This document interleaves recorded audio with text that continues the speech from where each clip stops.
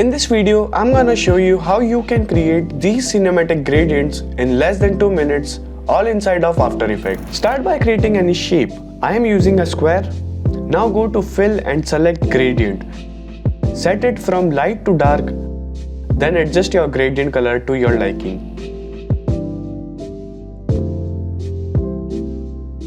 Duplicate this layer. On the top layer, apply directional blur.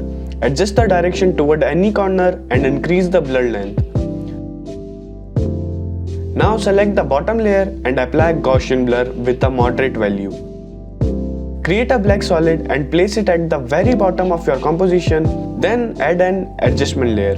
On the adjustment layer, apply the noise effect, set the amount to around 16 and uncheck the color noise option.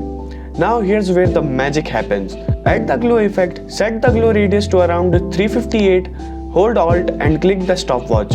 This will open the expression panel and type wiggle 2,40 to animate it. Duplicate the glow effect, change the radius to 1000 and update the expression to wiggle 2,400. Now let's make it spin.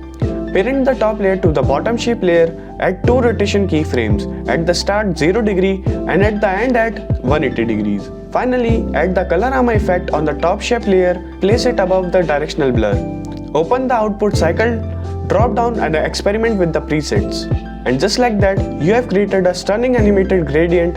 Try different colors, combinations and have fun experimenting.